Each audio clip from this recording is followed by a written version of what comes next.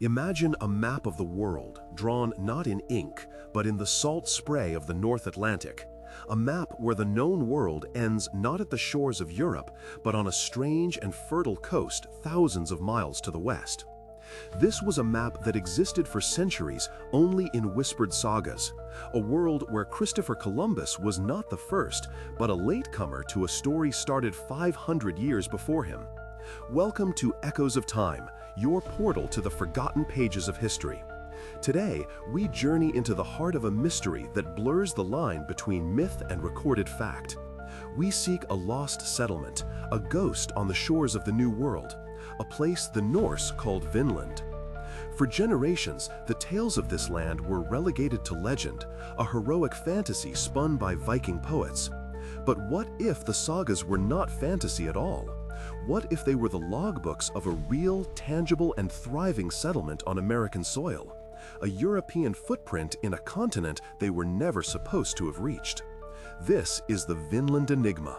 Our story begins not with a shovel, but with a voice. In the smoky longhouses of Iceland and Greenland, medieval skalds recited epic tales of heroism, fate, and exploration.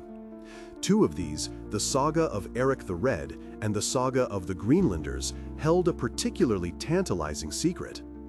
They spoke vividly of voyages beyond the familiar icy shores of Greenland, charting a course into the unknown Western Ocean.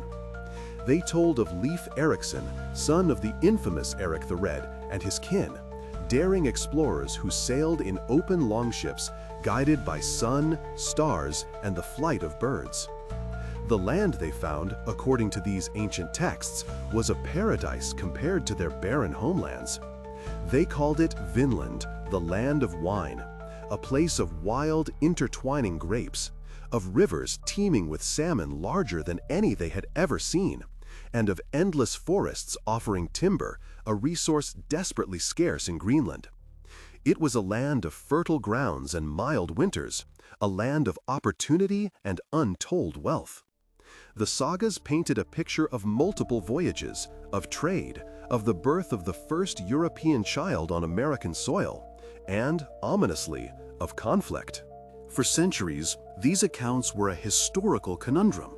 They were too detailed, too specific to be pure invention, yet the idea of a pre-Columbian European settlement in America seemed preposterous.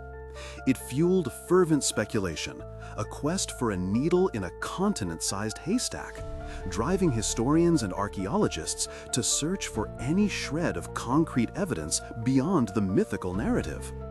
The search was a ghost hunt, a chase for an echo in the mists of time. Scholars pored over the sagas, trying to match their poetic descriptions of coastlines, currents, and flora to modern geography. But the sagas were stories, not maps. Their directions were vague, their landmarks poetic. Was Vinland in New England? Canada? Further south? For generations, the question remained unanswered. The whispers of the Vikings remained just that, whispers. Then, in 1960, everything changed. On the northernmost tip of Newfoundland, at a wind-swept, grassy site known as Meadows, a groundbreaking discovery was made. The Norwegian explorer Helge Ingstad and his archaeologist wife Anne-Stine Ingstad, following the clues hidden within the sagas, unearthed something extraordinary. It was not a native settlement. The remains were of turf-walled buildings, constructed in a distinct Norse style. There was a forge, littered with slag from smelting bog iron, a clear sign of European ironworking technology unknown in the Americas at the time. There were artifacts, a bronze cloak pin, a soapstone spindle whorl used for spinning wool, items straight out of the Viking world. This was it. The meticulous excavation of this Viking encampment provided the irrefutable proof the world had been waiting for. Carbon dating confirmed the site was occupied around the year 1000 AD, perfectly aligning with the timeline of the sagas. The legends were true. Vikings had indeed reached North America, establishing a foothold centuries before any other known European. The discovery was a seismic shock to our understanding of history, fundamentally reshaping the timeline of transatlantic contact and proving that the story taught in every school book was missing a vital 500-year-old chapter. Yet, as the dust settled at Meadows, a new and more complex enigma began to emerge. The monumental find, while solving one mystery, had cracked open a Pandora's box of new questions. The central debate that still sparks intense discussion today is this: was Meadows the legendary Vinland itself, the land of wild grapes and fertile promise? Or was it something else entirely? The archaeological evidence at the site points to a settlement that was more of a base than a home. The presence of the forge and evidence of boat repair suggest it was a staging ground, a place to mend ships and rest crews after the perilous ocean crossing. This has led some scholars to hypothesize that Meadows was not the final destination, but merely a gateway, a doorstep to a much larger area of exploration and settlement. In this view, it was a crucial but temporary outpost from which the North launched further expeditions south. This theory argues that the true Vinland, the lush, grape-filled land of the Sagas, stretched much further into the continent, perhaps into what is now New England or the Gulf of St. Lawrence. Where wild grapes actually grow in abundance. Meadows was the lock. The key to the rest of Vinland is still lost. Another, more conservative theory argues that we have already found all there is to find. In this interpretation, the myth of Vinland was an exaggeration, a fisherman's tale that grew with each telling. This school of thought posits that Meadows was the full extent of the Norse presence, and it was never a permanent, thriving colony, but a temporary logging camp, a place to harvest precious timber and resources to be shipped back to the barren settlements in Greenland. The name Vinland, they suggest, might not have even meant wineland, but perhaps pasture land, a simple misinterpretation of an Old Norse word. Or perhaps it was just clever marketing by Leif Erikson to entice more settlers to join his venture. The greatest puzzle of all, however, is not where Vinland was, but why it vanished. Why did this incredible foothold in a new world, established by the most formidable explorers of their age, fail? The sagas themselves provide the first and perhaps most dramatic clue: conflict. They speak of the Norse encountering the indigenous populations of the land, people they called Skrælings, a derogatory term that likely meant wretches or screamers. Initial encounters may have been peaceful, based on trade, but they soon soured into violence. The Vikings, with their iron weapons, had a technological advantage, but they were vastly outnumbered, an isolated pocket of strangers in a land that was not theirs. The sagas recount bloody skirmishes, of Norsemen falling to native arrows. These hostile encounters may have simply made the cost of staying, in blood and resources, too high. But war may not have been the only enemy. The immense logistical challenges of sustaining such a distant outpost cannot be overstated. The settlement at Meadows was at the very end of a terrifyingly long and fragile supply chain that stretched all the way back to Scandinavia.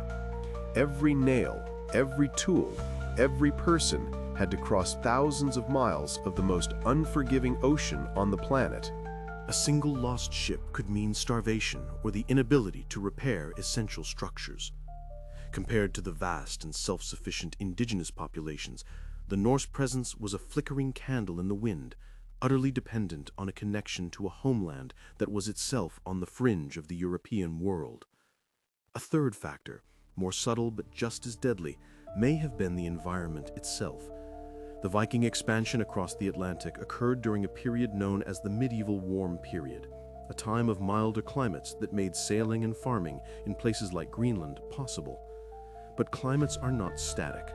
Subsequent environmental shifts, a cooling trend that led into the Little Ice Age, could have made the sea lanes more choked with ice, the journeys more perilous, and the short growing seasons in the north even less reliable. The very climate that allowed them to reach America may have turned against them, slowly strangling their transatlantic lifeline until the settlement simply withered away, abandoned to the relentless Canadian winds. Today, the quest to solve the Vinland Enigma continues. We at Echoes of Time delve into the heart of this enduring historical puzzle, where modern science and ancient texts collide. Archaeologists continue to sift through every clue, using satellite imagery and advanced survey techniques to scan the coastlines of eastern Canada and New England, searching for the telltale signs of other Norse outposts that may still lie undiscovered under the dust of centuries. Historians re-examine the sagas, not as fantasy, but as navigational and ethnographic accounts, attempting to decode their secrets. They cross-reference the descriptions of flora, fauna, and native peoples with archaeological and climatological data, piecing together the fragments of this lost world. Every discovery, no matter how small, is another echo of humanity's great and often forgotten history. The story of Vinland is more than just a historical footnote. It is a powerful reminder of human courage, ambition, and ultimately, failure. It challenges our perception of discovery, proving that history is not a simple linear progression, but a complex tapestry of forgotten journeys and lost worlds. Meadows stands today as a silent testament, a ghost of a colony that was centuries ahead of its time. It confirms the Vikings were here, but it leaves us with the most tantalizing questions. What was the true extent of their stay? How far did they explore? What other interactions, both peaceful and violent, took place on those shores? The answers remain shrouded in the North Atlantic fog. Before we ponder the final echoes of this Viking saga, don't forget to subscribe to Echoes of Time and hit the notification bell so you never miss our historical explorations into the secrets that lie under the dust of centuries. The settlement at Meadows was eventually reclaimed by the earth, its story fading into the mists of legend, a whisper that took 1,000 years to be proven true. It makes you wonder, as we stand in the present and look back into the past, how many other such whispers are still out there, buried just beneath the surface, waiting for their moment to rise and rewrite the history books all over again.